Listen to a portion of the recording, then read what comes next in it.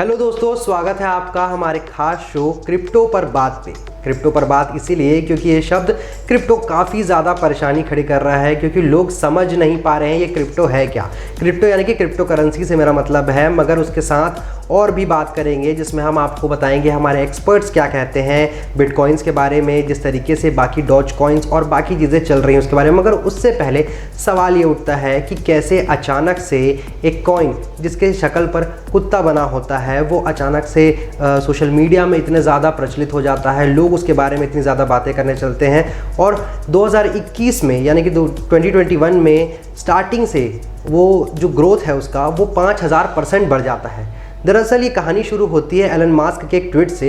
एक ट्वीट के बाद डॉज कॉइन इतना ज़्यादा फेमस हो जाता है कि रातों रात उसकी जो वैल्यू है वो इतनी बढ़ जाती है कि लोग सोच भी नहीं सकते थे। इन सारी चीज़ों पर बात करेंगे, मगर उससे पहले जानेंगे कि इस वर्चुअल करेंसी के बारे में चीज़ें क्या उठ रही हैं, कौन सी चीज़ नहीं आई हैं और आपको किस चीज़ पर सबसे ज़्यादा ध्यान देने की ज़रूरत है ताकि आप इस मार्केट में डूबे नहीं। तो इस बात पर चर्चा करने के लिए आज हमारे साथ गौरव हैं। गौरव जो कि हैं बहुत ज़्यादा रिसर्च कर चुके हैं इन चीज़ों पर काफ़ी लंबे समय से, यानी कि 7 साल से इस फील्ड में है। इस फील्ड को जानने की और भी कोशिश कर रहे हैं। टॉप इंस्टीट्यूट्स में इन्होंने गेस्ट लेक्चरर के रूप में अपनी भूमिका निभाई है। मगर फिलहाल इनसे ये जानेंगे कि ये क्रिप्टो कॉइन है क्या और किस तरीके से इन चीज़ों पर काम होता है। तो गौरव, स्वागत है आपका TCP 24 पर।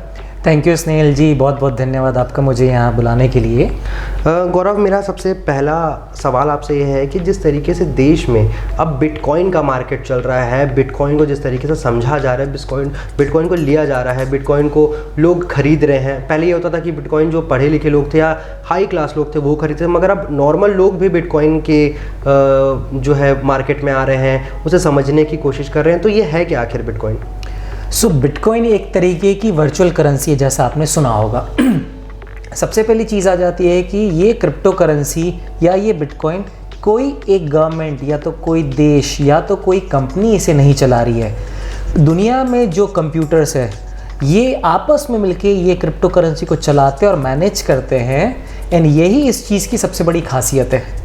सबसे बड़ी बात यह आती है गौरव कि जिस तरीके से लोग अब इस कॉइन को देख रहे हैं, चाहे बहुत सारे कॉइन है, इथीरियम हो या बिटकॉइन हो, बाकी सारी चीज़ें उन पर इन्वेस्ट कर रहे हैं। तो मार्केट का जो एक स्टाइल है वो अब कैसे चेंज हो रहा है और इस तरफ मार्केट कैसे जा रहा है?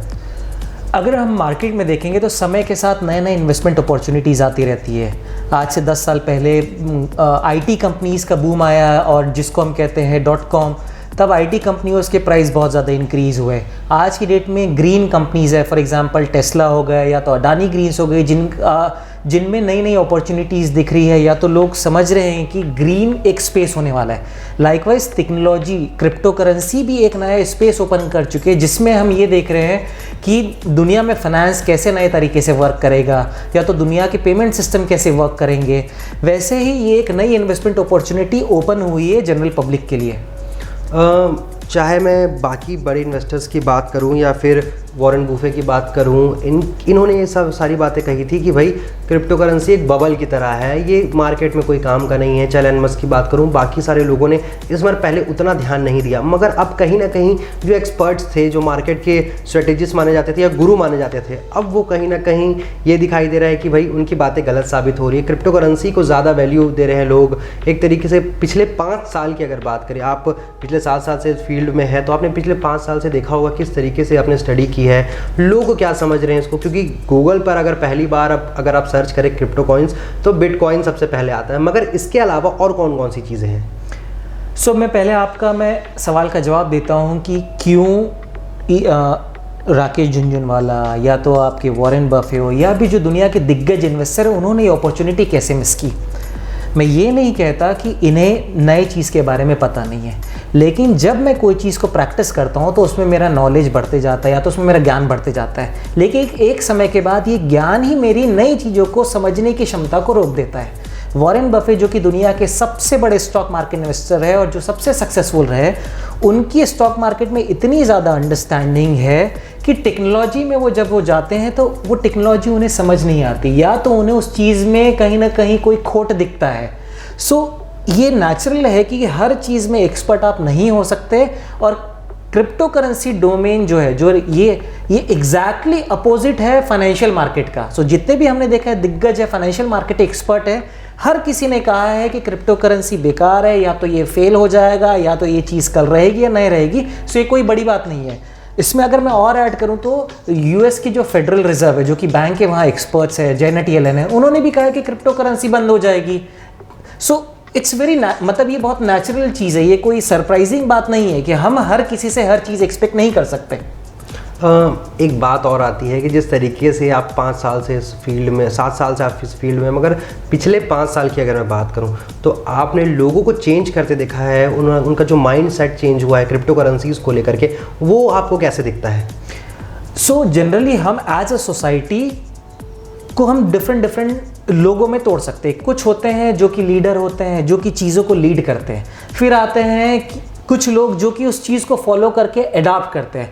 फिर आती है जनरल पब्लिक जो देखती है कि आप भी इन्वेस्ट कर रहे हैं, आप भी इन्वेस्ट कर रहे हैं, आप भी इन्वेस्ट कर रहे हैं, तो मैं भी इन्वेस्ट कर रहा हूँ। सो अभी हम वो फेज देख रहे हैं जहाँ पे लार्ज एडॉप्शन, या तो मास एडॉप्शन, या तो बड़े लेवल की पब्लिक का इंटेलिजेंस हो रहा है क्रिप्टो करेंसी में।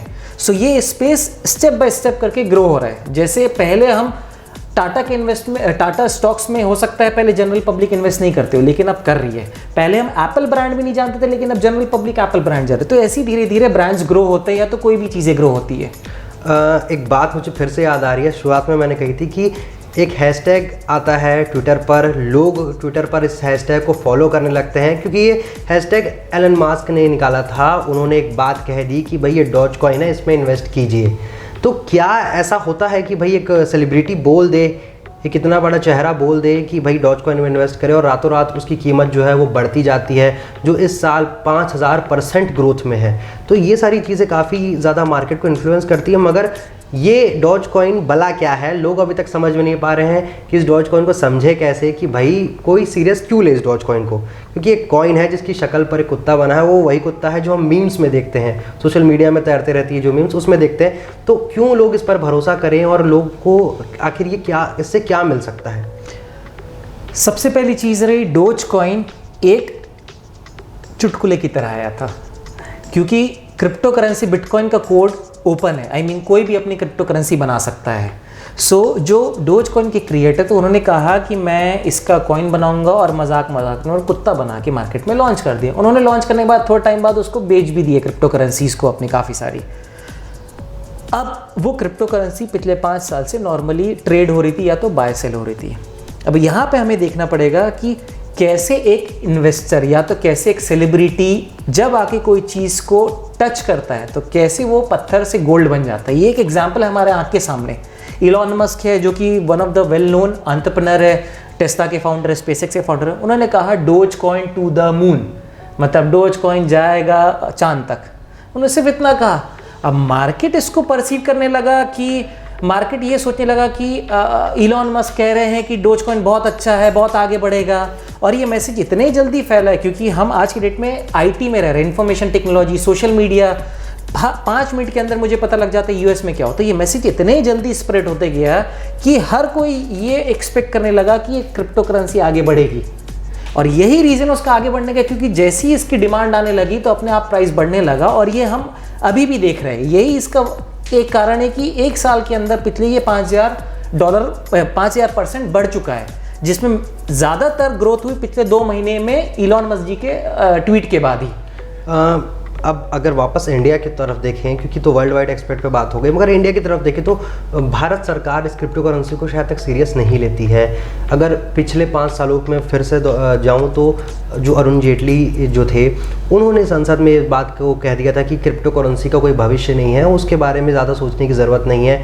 या फिर उन्हीं के जो पार्टी के एक और नेता हैं अनुराग ठाकुर, वो क्रिप्टो करेंसी को लेकर के काफ़ी सारी बातें कहते हैं, काफ़ी सारी चीज़ें कहते हैं। तो आखिर जो लोग हैं जो इन्हें फॉलो करते हैं, वो ये समझें कि जो लोग इंडिया की क्रिप्टो करेंसी में इन्वेस्ट करते हैं, कहीं ना कहीं ये उनके लिए क्वेश्चन मार्क बन जाता है कि अगर हम इन्वेस्ट करते हैं तो बाद में इसका फ्यूचर इंडिया में होता है या नहीं। क्योंकि ये बड़ा सवाल है, क्योंकि बाद में ऐसी चीज़ें स्कैम्स बन जाती हैं, या फिर बाहर से जब इन्वेस्ट हो जाता है फॉरेन इन्वेस्टमेंट, वो इंडिया जब आने की बात होती है, इंडिया के सेक्टर्स में उसकी डेवलपमेंट की बात होती है, तब वो कहीं ना कहीं फेल होता दिखाई देता है। तो लोग इस बात से काफ़ी ज़्यादा परेशान भी हैं अभी इंडिया को लेकर। सो लीगल एस्पेक्ट में आप जो बात करें लीगैलिटी में, तो इसमें अलग अलग चीज़ होती है। आपने कहा अरुण जेटली जी बिटकॉइन को एक स्कैम कहते थे, सही बात है।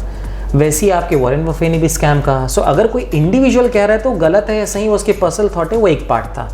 लेकिन जब हम गवर्नमेंट बात करें तो गवर्नमेंट में भी डिसीजन मेकर्स है, कुछ लोग हैं जो उस इकोसिस्टम को पढ़ते हैं, समझते हैं। सो गवर्नमेंट भी धीरे धीरे धीरे पढ़ रही है, समझ रही है, आगे बढ़ रही है। 2018 में गवर्नमेंट ने बैन किया, सुप्रीम कोर्ट ने कहा आप बैन नहीं कर सकते हैं आरबीआई को। उसके बाद गवर्नमेंट को समझ में आया कि हमको इसे और अच्छे से समझना पड़ेगा। सो सुभाष गर्ग जी के अंडर में उन्होंने इंटर मिनिस्ट्रियल कमेटी बनाई। अब कमेटी ने रिपोर्ट दे दिया कि क्रिप्टो करेंसी को आप बैन कर दीजिए।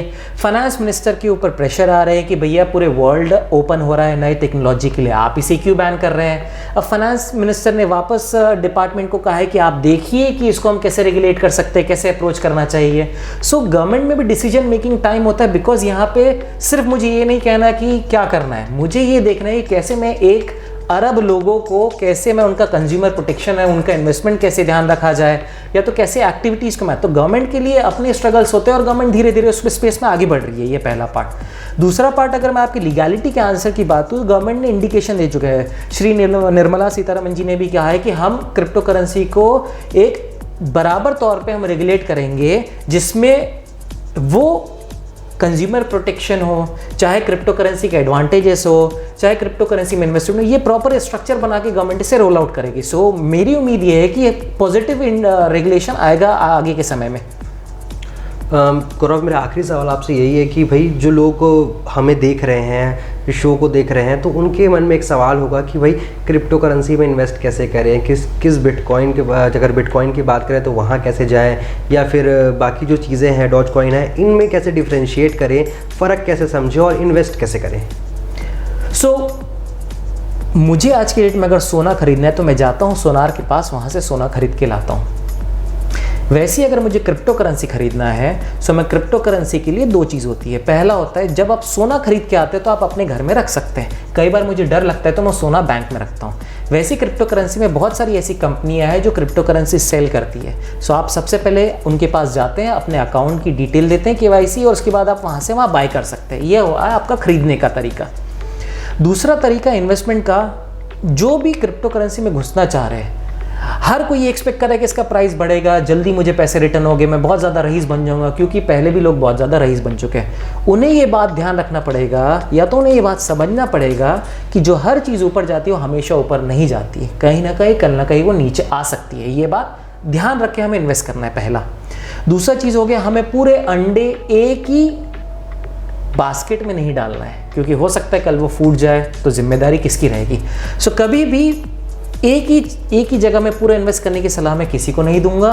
थोड़े बहुत पैसे अगर आपकी कैपेसिटी है, या तो अगर आप कंफर्टेबल है रिस्क लेने के लिए, तो थोड़े बहुत पैसे आप इन्वेस्ट कर सकते हैं, लेकिन बहुत एग्रेसिव इन्वेस्टमेंट हमें नहीं करना है कोई भी स्पेस में।